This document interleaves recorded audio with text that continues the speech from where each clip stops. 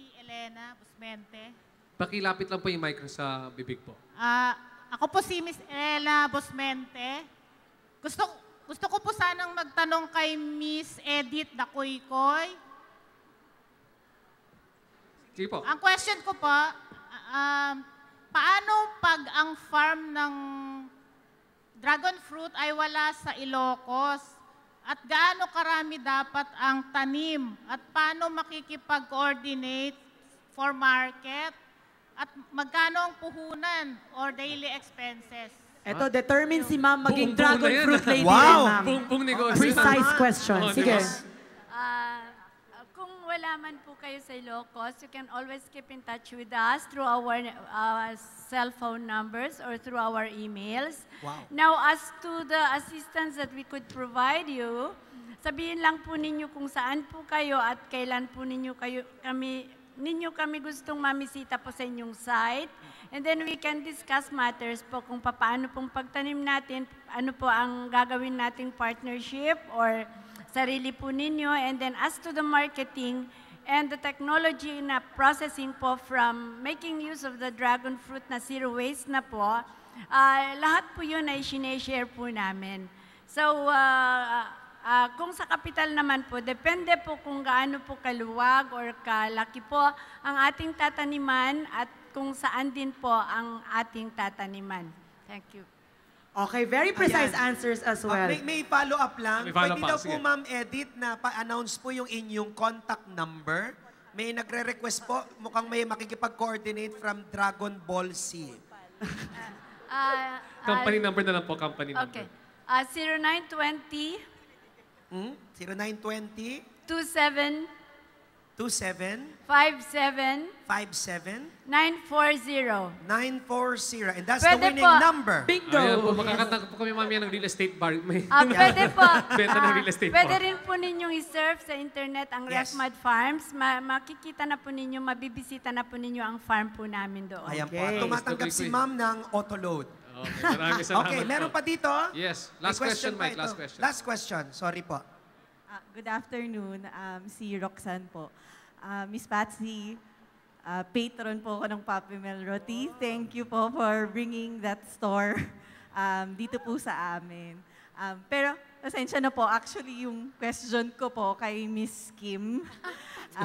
Nakakalinlang ka. Sorry po, Okay. ma'am. Gusto ko lang batiin, Miss Patsy eh. Gusto ko batiin, Nag-vlogging okay lang lang. po ako. Thank you po. Kim, yung question ko para sa amin na sige na nga, medyo bata, sasama ko na yung sarili ko. Yung mga nag-online store, kailan ba yung time na naisip mo na dapat ka nang magkaroon ng physical store? Kapag naka-build ka na ng network sa online, pag na-establish mo na yung credibility mo sa online, yung physical store ko serves as two purpose. One is to sell as an actual store and another is a pickup station. So, kumbaga, ang tumatangkilik pa rin sa akin yung mga customers ko online. How long before you actually put up a store from online? Was it years? Years. How many years more or less? Currently, 7 years na yung Kim store. So, on its 6th year, I decided na magkaroon ng physical store. Okay, so it also takes time, no? Okay, thank you very May much. nakikiusap daw. One more question pa, RJ. Sige, pagbigyan Mike, sige. natin. Mabilis lang to. Ikaw But naman you can yan. also tweet your questions, ha? Para masagot din doon. Pa-flash lang ulit yung Twitter at yung ating Facebook page, please. Shal, sorry, dalawa sila. Mabilis lang daw. Sige. Okay. Hello, good afternoon Okay, po. mabilis. Thank you. Joke lang. Okay, go My ahead. name is Caris from Loca Clothing. Gusto ko lang pong i-ask yung mga female entrepreneurs natin, how do you motivate yourself kapag ka po matumal ang benta? Kasi nangyayari po talaga. Ooh, nice question. Estudyante ko to dati. St. Paul. I want Juliet actually to answer. Kasi alam mo, may mga araw kayo matumal yung negosyo ninyo, di ba? Kasi milk tea, di ba? Yeah, yung motivation ko kasi is to think positive. Iisipin ko na hindi lahat ng tao may ganitong opportunity para makapagnegosyo. Hindi lahat ng tao may may finances na may tutulong para makapagpatayo ng business. So yun yung pinaka-motivation ko na nandito na ako. Yun nga katulad ng sinabi ni Ma'am, hindi na ako atras. Gagawin ko pang mas maganda yung tindahan ko. So you have to remain positive and of course, have faith. Yun. I also heard earlier on RJ that narinig natin yung ibang motivation na hindi lang pang sarili, na you see your people working to give jobs, to actually have the being environment friendly. Anyone else wants to answer? Yeah. On the marketing side, somebody in marketing, I'd like to suggest that you also do a competitive analysis. Tingnan nyo kung meron kayong mga kakompetensya sa area nyo. Kasi po, marami po kaming na-encounter ng mga negosyante, kung ano lang yung click, di ba? Lalo na yung milk tea, Yes, di ba? Ang dami yes, na that's nagsulputan. Nakikigaya lang. So I think market research, and also competitive analysis and price analysis should be done. Agree. Yes, Ms. Miller. Kami sa amin, yung nag-open yung restaurant namin sa Green Hills na Masuki, Holy Week yun eh. So, nagpapatingin kasi kami sa Chinese calendar kung ano yung magandang araw na pwede ka mag-open. Na tumama kami Holy Thursday. So, takot na takot kami lahat. Kasi suntok sa buwan na nag-open kami ng Green Hills dahil sabi ko, kailangan natin mag-open pa ng isang branch para yung gastos sa pag-hospital ng mommy ko, mabigyan natin ng paraan.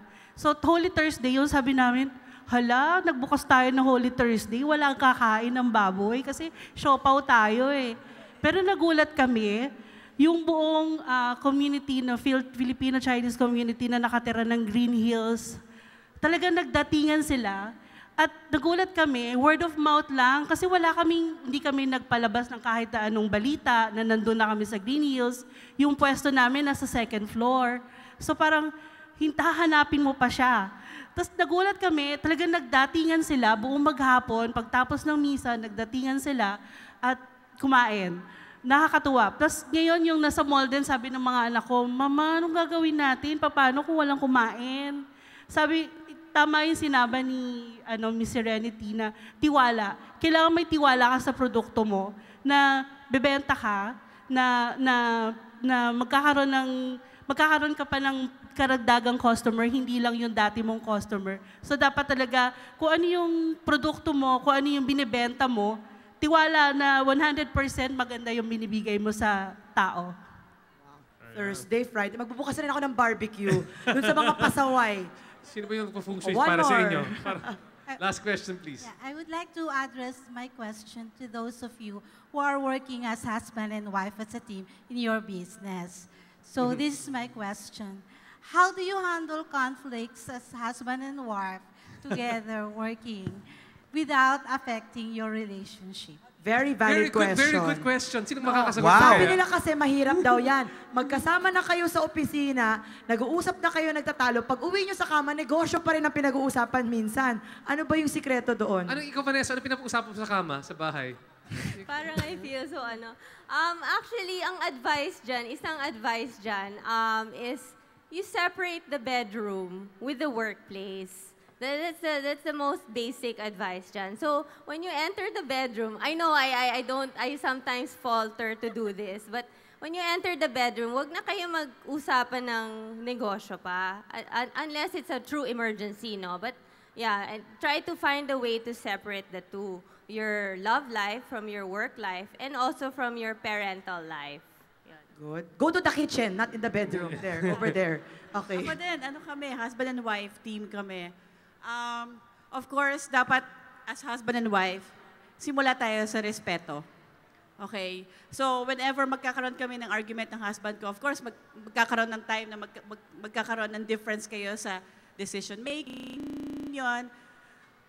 Pag dumating na kami sa puntong ganon, we step back and we always think of the word respeto.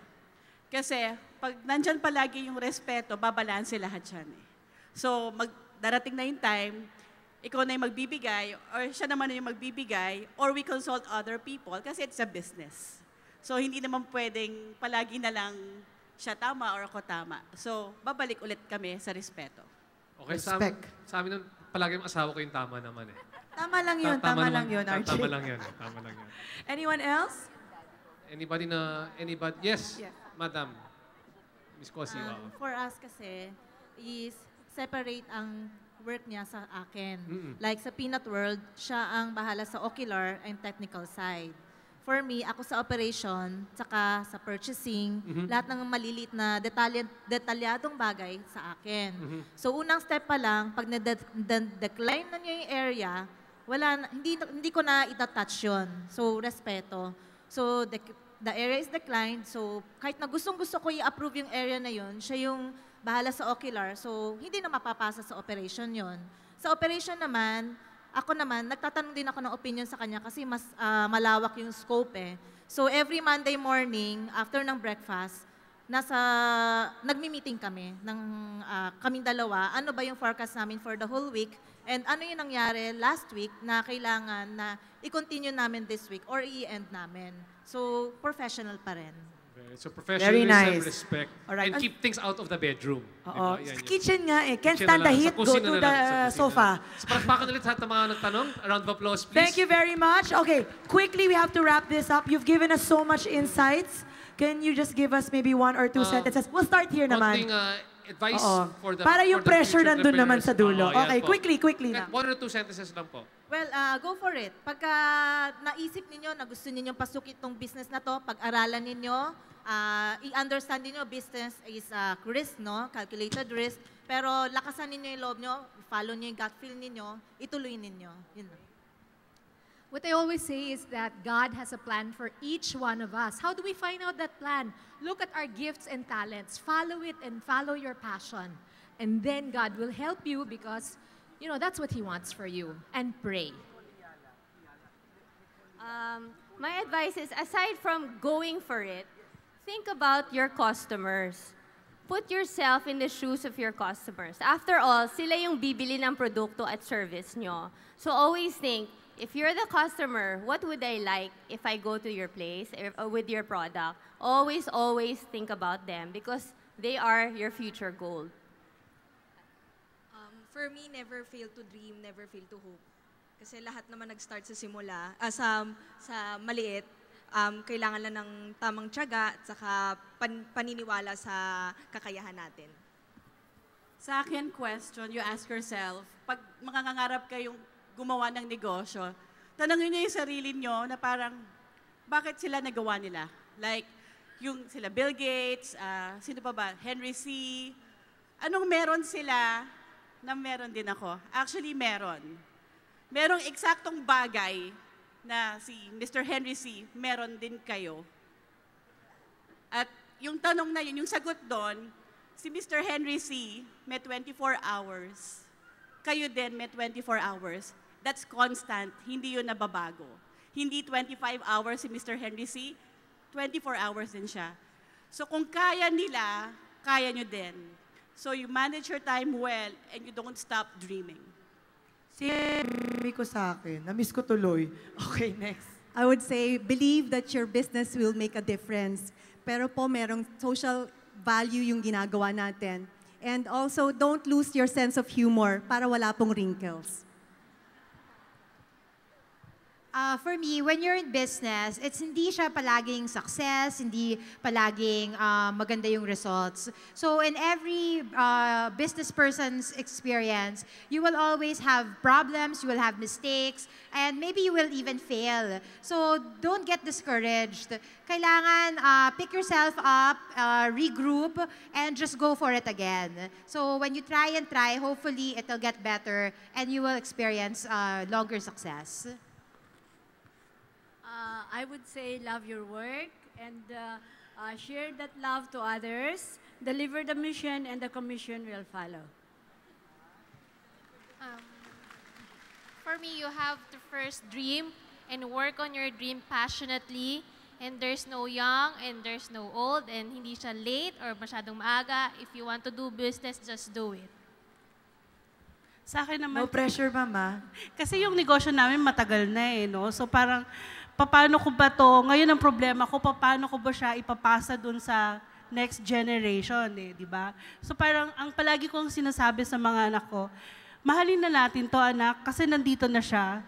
Sayang kung mawawala pa siya. So parang, kailangan, nung pumasok ko dito, wala akong alam eh. Pag-aralan natin kung paano natin patatakbuhin yung negosyo, paano tayo magkakaroon ng lakas ng loob o bibig para makapagsalita, pag-aralan natin na mahalin ito, tapos pray. Pray lang ng pray.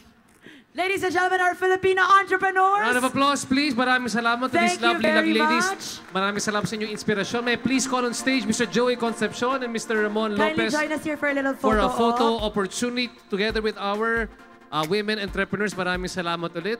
Ibang klase ang mga storya. Alam niyo po, kahit some of these stories narinig ko na over and over again, but I never get tired. I get my inspiration from wonderful stories like this. So, beautiful ladies and smart women, of course. Si Sir Joey napapink dahil sa atin. And this is where we say, as a host, our talent shows, dahil nakakapag-usap tayo habang nag-host, Mike, di ba?